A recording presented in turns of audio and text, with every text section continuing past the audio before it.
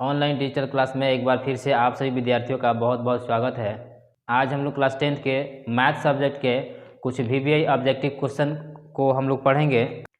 इसके पहले हम लोगों ने भाग 1 को पढ़ा था। आज हम लोग भाग 2 को पढ़ेंगे, जो कि काफ़ी दिनों के बाद से हम लोग आज मिल रहे हैं और आज के बाद से आप लोग को कंटिन्यू वीडियो मिलेंगे क्लास 10th और 12th के। तो चलिए आज का सेशन हम लोग शुरू करते हैं।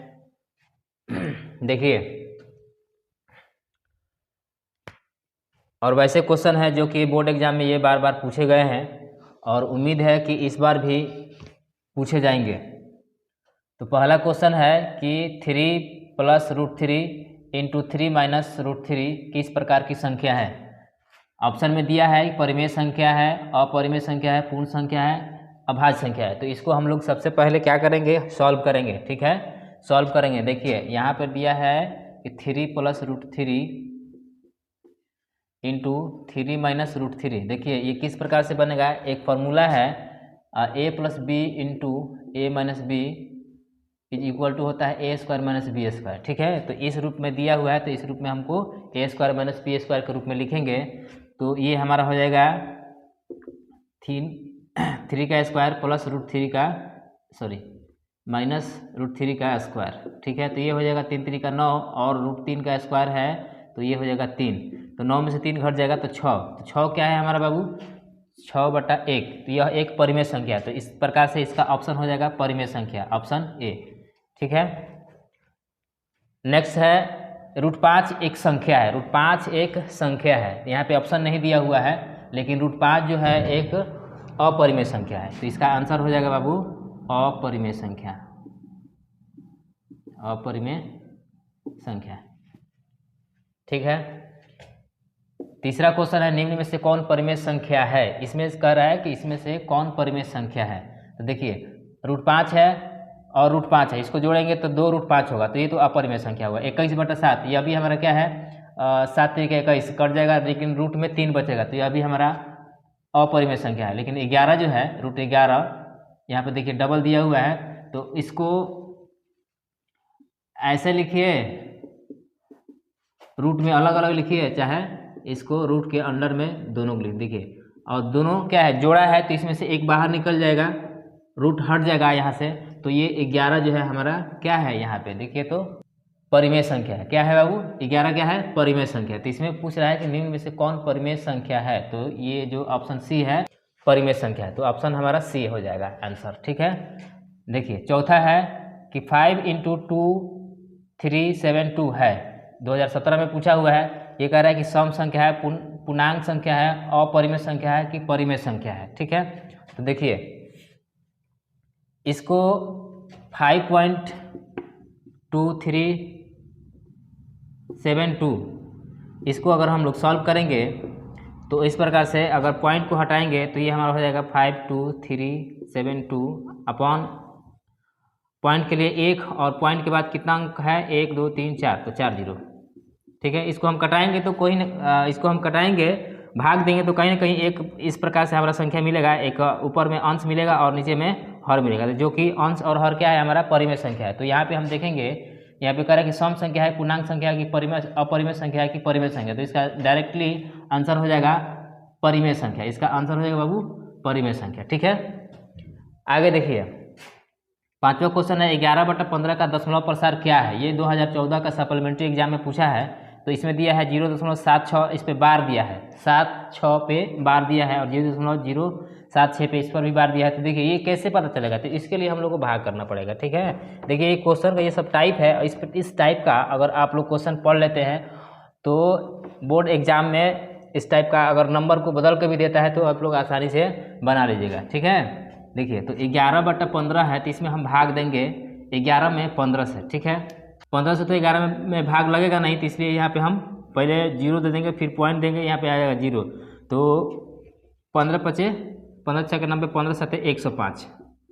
ठीक है, घट के आ गया यहाँ पर 5, फिर दशमलव है, दशमलव के लिए 0, तो 15 × 3 = 45, 3 बार में जाएगा, फिर आगे यहाँ पर हमारा 5, फिर दशमलव के लिए 0, फिर 15 × 3 = 45। ठीक है, फिर हमारा आ गया 5। ये देखिए ये 3 जो है लगातार आ रहा है, 3 क्या है बाबू, लगातार आ रहा है।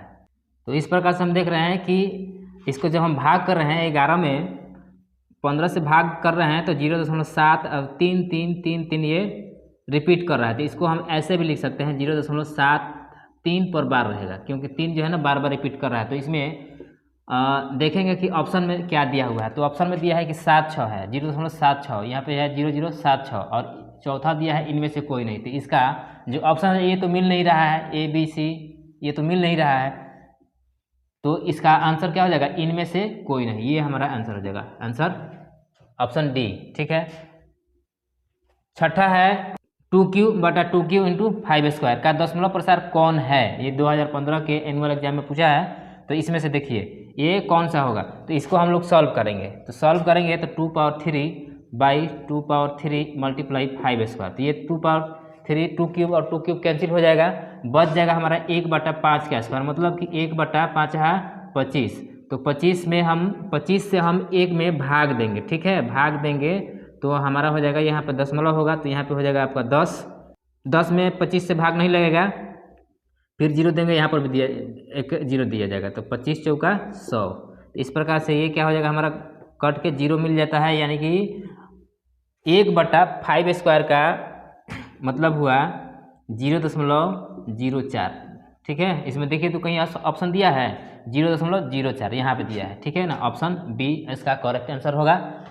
चलिए 7वां प्रश्न है कि 1440 में 2 का अधिकतम घात है। इसमें 2 का अधिकतम घात है। तो इसको हम लोग बनाने के लिए क्या करेंगे कि सबसे पहले 1440 को हम लोग गुणनखंड करेंगे, अभाज्य गुणनखंड। ठीक है, 1440 को अभाज्य गुणनखंड करेंगे और गुणनखंड करने के पश्चात उसमें हम देखेंगे कि 2 का पावर कितना आ रहा है। तो 2 से जाएगा यहाँ पे, तो 2 से तो 14 और फिर 2 दूना 4 0। ठीक है, फिर 2 से कटेगा, 2 3 6 और फिर एक यहाँ पे आएगा 2 6 12 0, फिर 2 से जाएगा लास्ट में 0 है तो 2 1 2 2 8 16, फिर 0, फिर 2 से जाएगा, फिर 2 9 18, फिर 3 से 3 जाएगा, 3 3 9, फिर 3 दहिया 30, फिर 3 से नहीं जाएगा, 2 से जाएगा, 2 5 10। ठीक है, अब नहीं कटेगा। तो इसको हम ऐसे लिख सकते हैं 1440 बराबर 2 कितना है 1 2 3 4 5, 5 है तो 2 का पावर यहाँ पर 5 हो जाएगा, गुणा 3 कितना है 1 2, तो यहाँ पर 3 का स्क्वायर हो जाएगा और 5 अकेले है तो 5 को लिख सकते हैं। ठीक है, तो इस प्रकार से देख रहे हैं कि 2 का पावर कितना है, 5 है, 2 का पावर 5 है। तो इसमें क्वेश्चन पूछ रहा है कि 2 का अधिकतम घात है, तो क्या होगा 2 3 5। तो ऑप्शन सी देख रहे हैं कि इसमें 5 है। ठीक है, तो इसका ऑप्शन हो जाएगा ऑप्शन सी, ये हमारा करेक्ट आंसर होगा। ठीक है, चलिए आगे देखते हैं। 8वां प्रश्न है 2 कौन सी संख्या है। यहाँ पर आप ध्यान दीजिएगा कि 2 कौन सी संख्या है। यहाँ पे कह रहा है कि सम, यानी कि सम संख्या है, अभाज्य संख्या है, कि सम अभाज्य संख्या है, कि सम भाज्य संख्या है। सम भाज्य संख्या है। देखिए 2 को तो हम जानते हैं कि 2 क्या है, सम संख्या है। ठीक है, लेकिन इसके अलावा ये तो अभाज्य संख्या है। ठीक है, अभाज्य संख्या है, इसके अलावा यह सम अभाज्य संख्या है। जितना भी संख्या है उन सारी संख्याओं में 2 ही एक ऐसी संख्या है जो कि अभाज्य भी है और सम भी है। तो इस प्रकार से इसका आंसर हो जाएगा ऑप्शन सी। ठीक है, चलिए समभाज्य तो होगा नहीं। चलिए 9वां प्रश्न है कि 5 + 3√2 है, क्या है, परिमेय संख्या है, अपरिमेय संख्या है, पूर्णांक है, इनमें से कोई नहीं। तो इस प्रकार का प्रश्न बहुत से हमने बताया है और इस प्रकार से अगर कोई प्रश्न आता है तो इसको आसानी से आप लोग समझ लीजिएगा।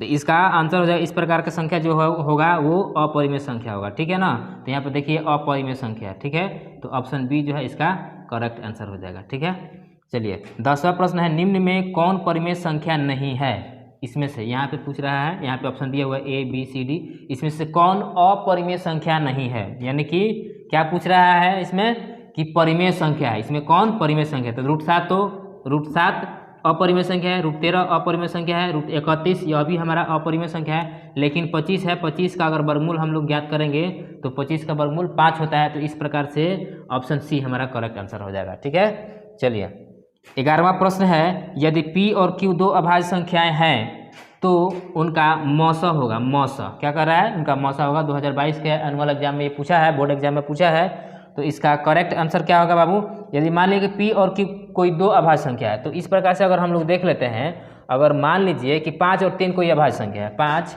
और 3 कोई अभाज्य संख्या है, तो इसका मौसा कितना होगा। ठीक है, तो इसको इस प्रकार से हम लिख सकते हैं। ठीक है, गुणनखंड करेंगे तो कितना मिलेगा, देखिए तो दोनों में कॉमन क्या मिलेगा, जो दोनों में कॉमन मिलता है वही उसका अब मौसा होता है। देखिए तो दोनों में क्या कॉमन मिल रहा है, 1 मिल रहा है। तो इस प्रकार से अगर P और Q को भी अगर हम लिखते हैं, P और Q को भी लेते हैं, इसको अगर हम गुणनखंड करेंगे तो P मल्टीप्लाई 1 Q मल्टीप्लाई 1, क्योंकि Q क्या है यहाँ पर, क्योंकि 1 क्या है यहाँ पे दोनों में शामिल है, इसलिए इसका मौसा जो हो जाएगा 1 होगा। ठीक है, इसका मौसा हो जाएगा 1। देखिए तो इसमें ऑप्शन दिया हुआ है 1 दिया है, 2 दिया है, 3 दिया है, 0 दिया है, तो इसमें इसका करेक्ट आंसर क्या हो जाएगा बाबू, ए।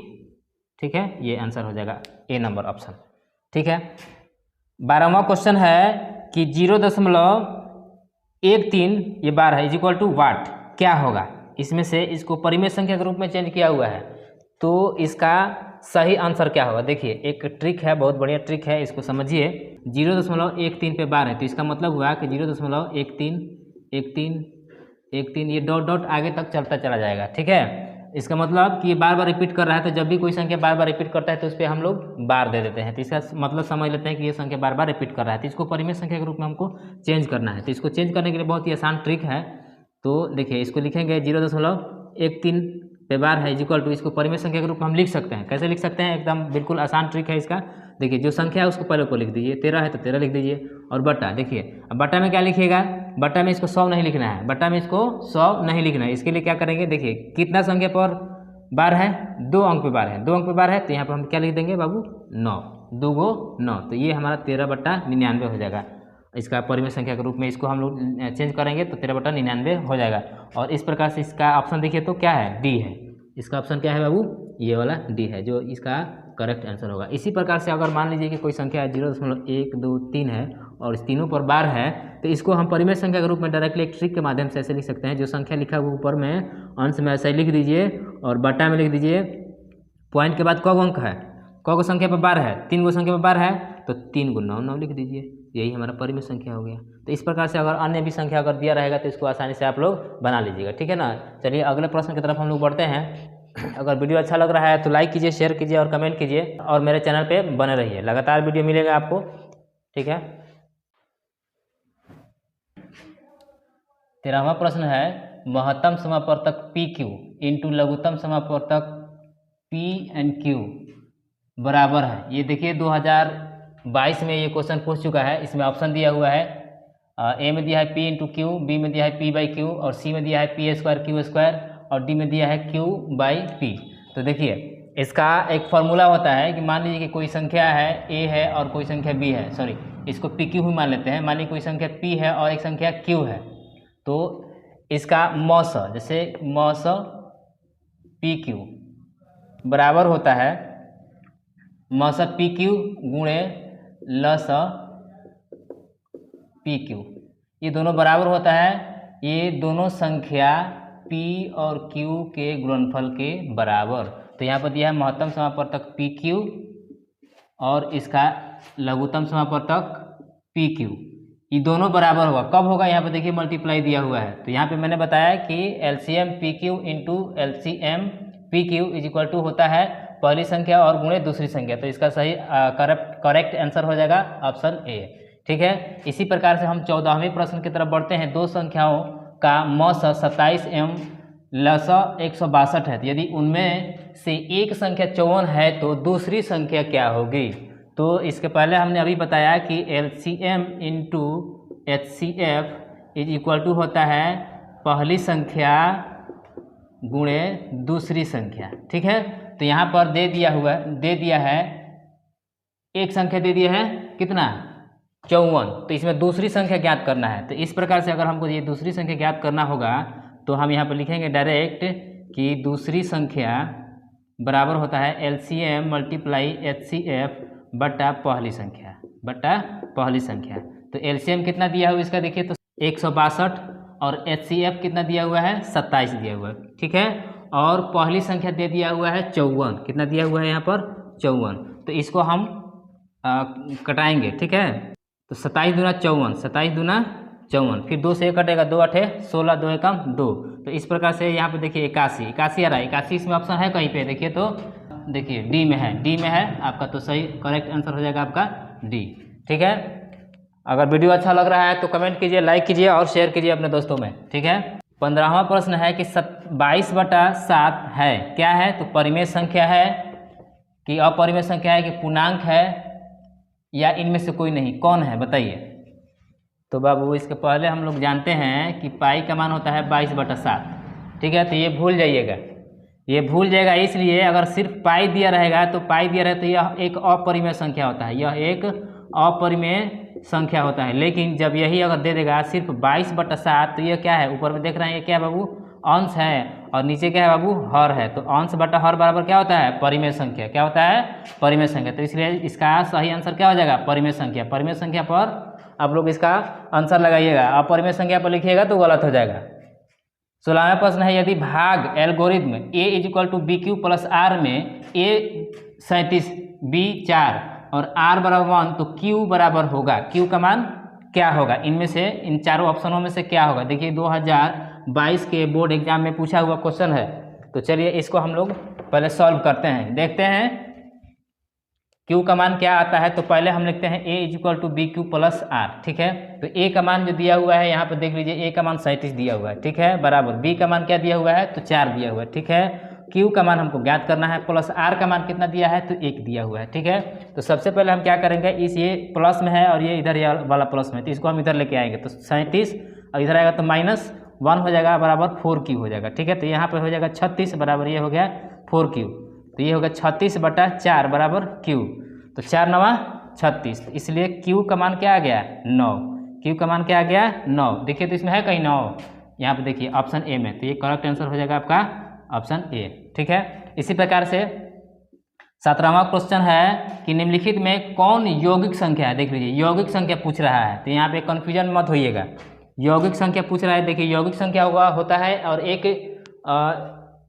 ऋण संख्या होता है, ठीक है। तो यौगिक संख्या का मतलब हुआ भाज्य संख्या। यौगिक संख्या क्या मतलब हुआ बाबू? भाज्य संख्या।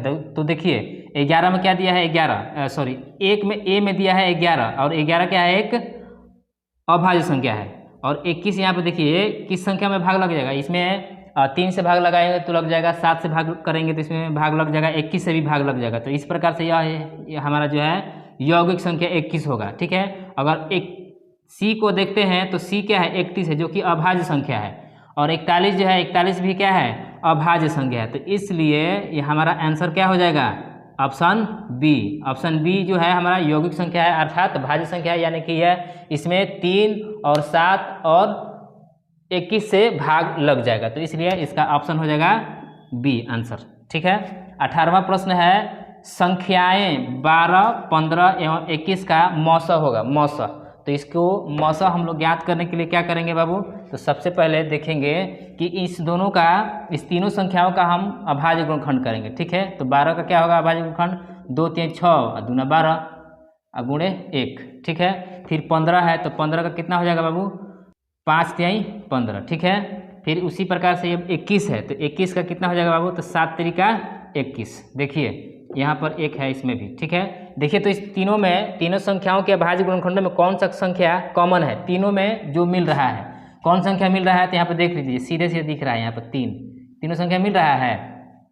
बाकी जो है 5 तो इसमें है नहीं, 2 इसमें भी नहीं है, 7 इसमें भी नहीं है, कहीं नहीं है। तो केवल 3 जो है ऐसी संख्या है जो कि तीनों संख्याओं के अभाज्य गुणनखंडों में कॉमन है, ठीक है। तो इसका आंसर देखिए क्या दिया है? 3 दिया है, 5 दिया है, 7 दिया है, 2 दिया है। तो इसका सही आंसर क्या हो जाएगा? ऑप्शन ए, ठीक है।